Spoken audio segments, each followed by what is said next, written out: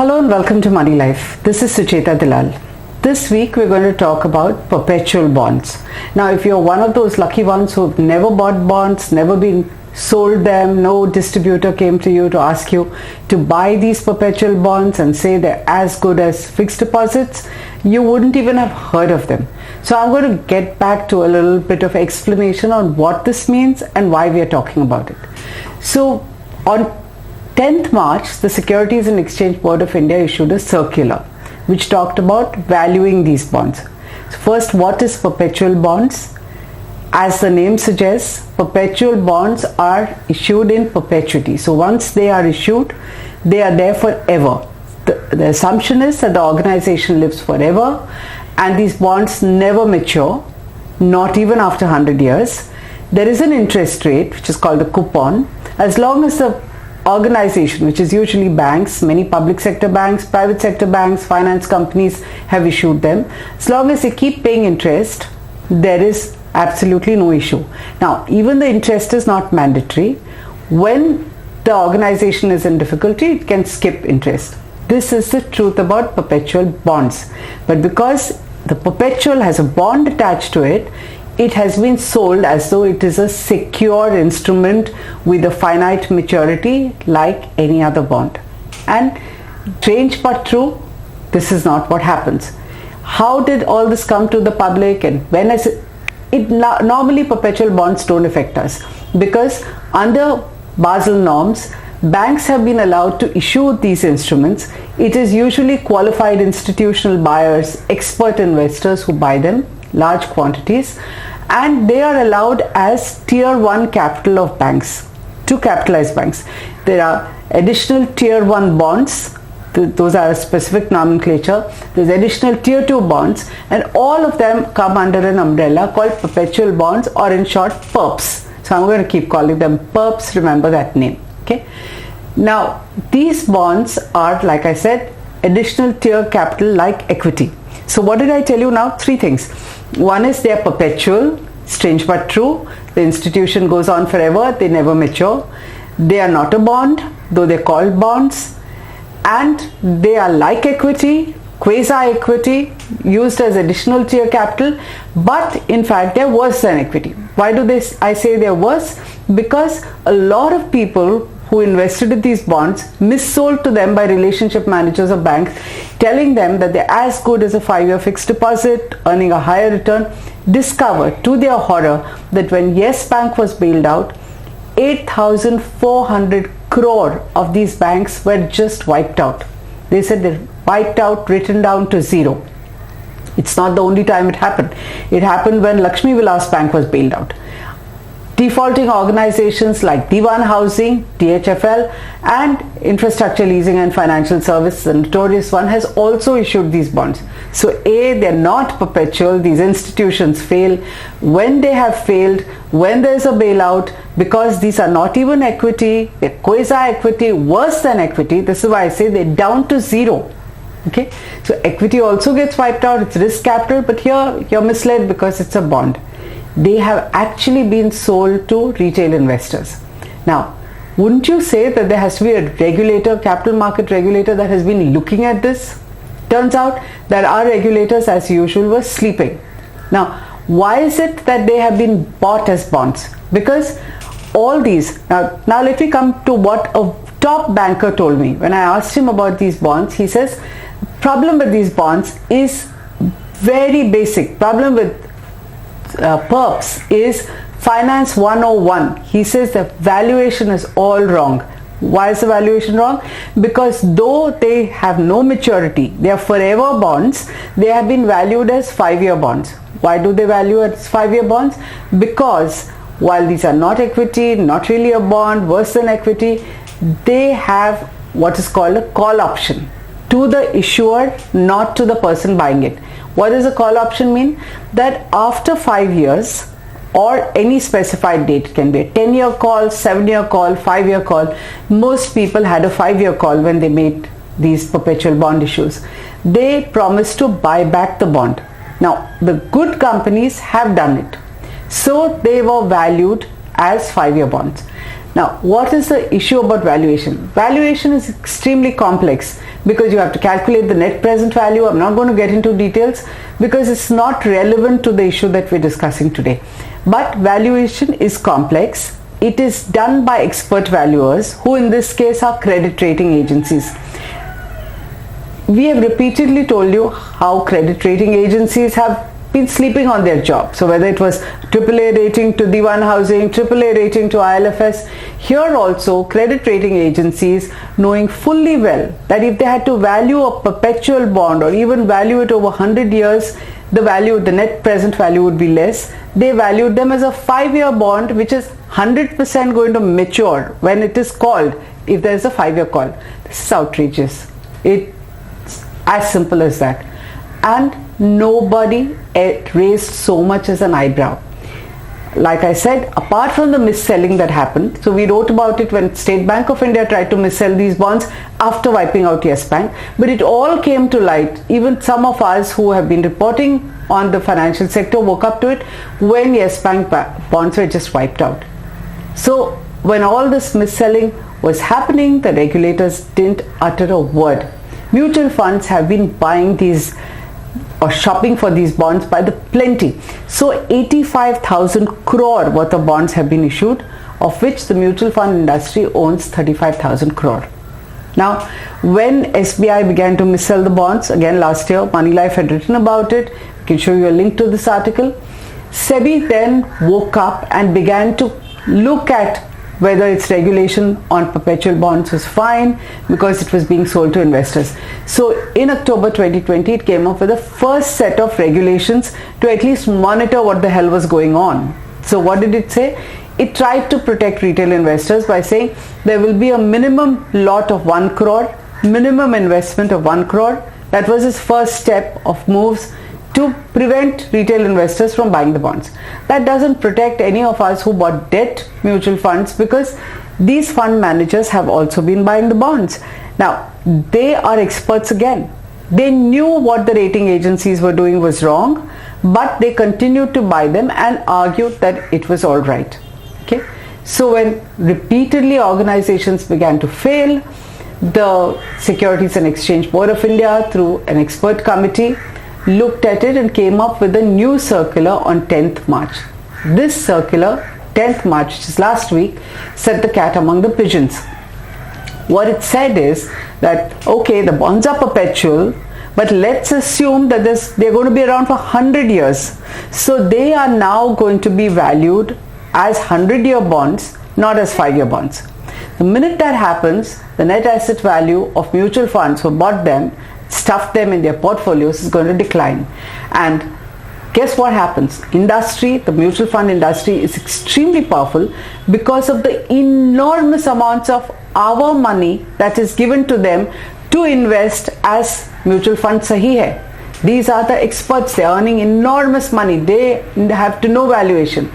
So what do mutual funds do? They use their power and their clout for all the wrong things, whether it's defending of Franklin Templeton, or in this case probably running to the finance ministry, because something shocking has made this a topic for discussion this week, which is, as soon as SEBI's 10th March circular was issued, within 40 hours the finance ministry wrote a letter, which is very unusual. It writes a letter with a request, which is more being read as a directive to SEBI to reconsider this 100-year valuation. So it says everything else that you are saying in that circular, and there were a few other things also to protect investors, that's fine, but the valuation is going to create problems because public sector banks which want to raise additional money cannot raise them, because mutual funds who have been buying them as 5-year bonds will not touch them.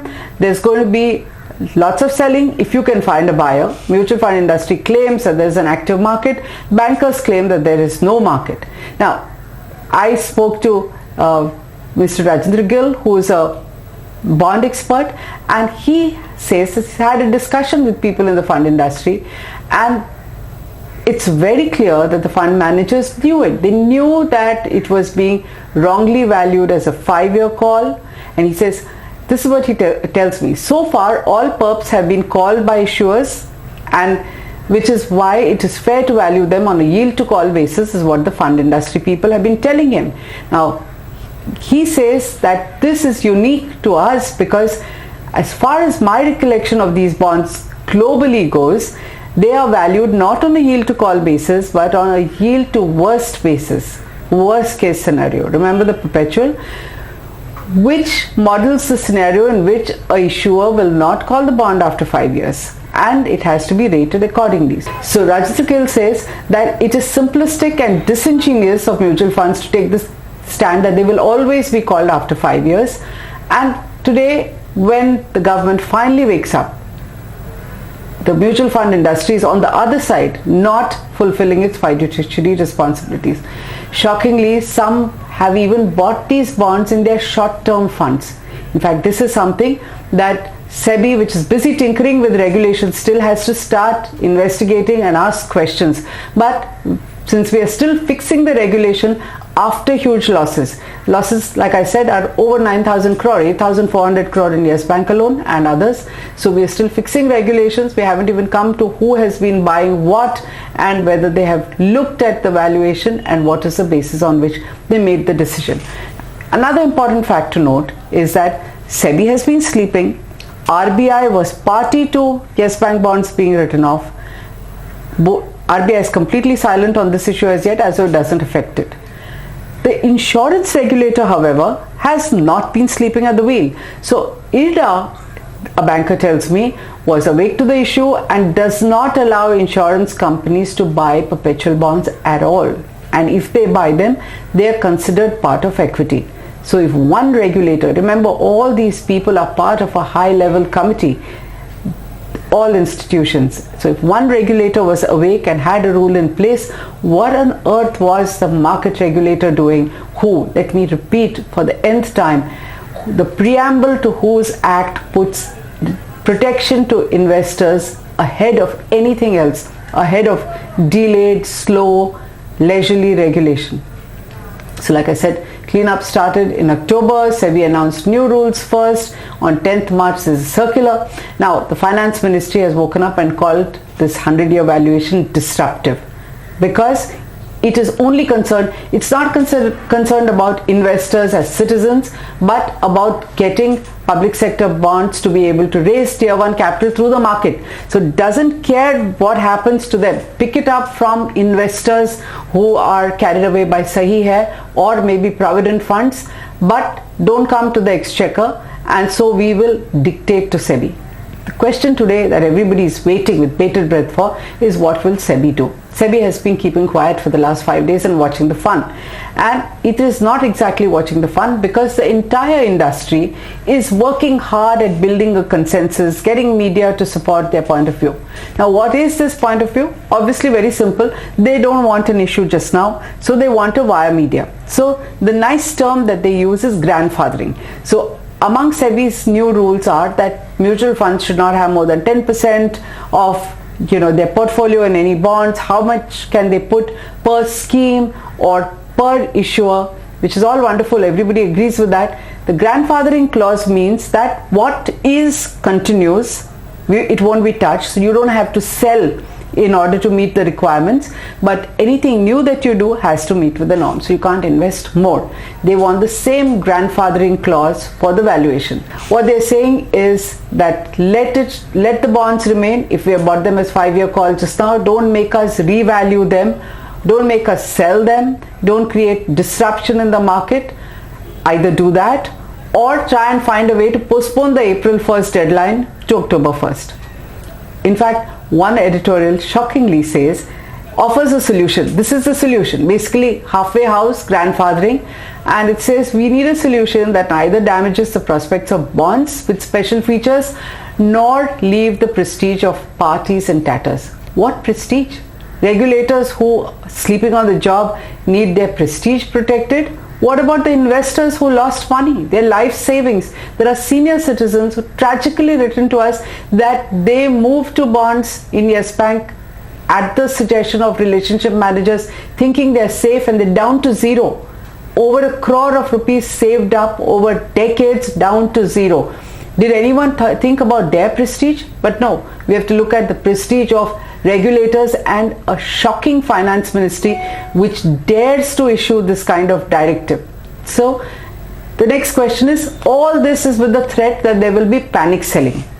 So will there be panic selling? Apparently not, because there's not that much of a market, which means that those who are stuck with the bonds will probably have to just stay with them, because who will you sell it to? You have to have buyers. And while the Association of Mutual Fund Industries claims that there's a reasonably active market at regular trades in large and higher rated issuances, bankers say it's not true. They also say that there's a huge supply overhang. Also, according to a top banker, with interest rates moving up, bonds will truly become perpetual, because now is the test. You know, the industry was so confident that every 5 years they will be called by issuers, but if interest rates move up, the issuers are unlikely to call them when yields get closer to the issued yields nearer to call date.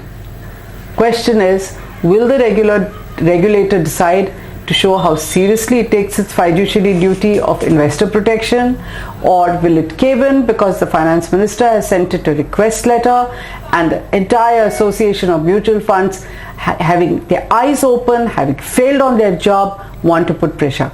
We can of course argue all this by saying, hey look, we are only protecting you investors, because if net asset value goes down, then it hurts investors. Yeah, right. Will we see serious punishments? Because when people were up to mischief, if you're not going to punish them, then all this is just talk, because you don't have the courage to take the right decision. You will take a halfway decision. So what is that halfway decision? They're saying, do a 40-year valuation, because that's the highest, longest rated gilted security that's issued by the government of India. So rate it at that, because 100-year rating is not available.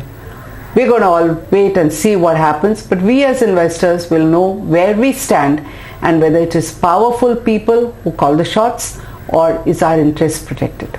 Thank you.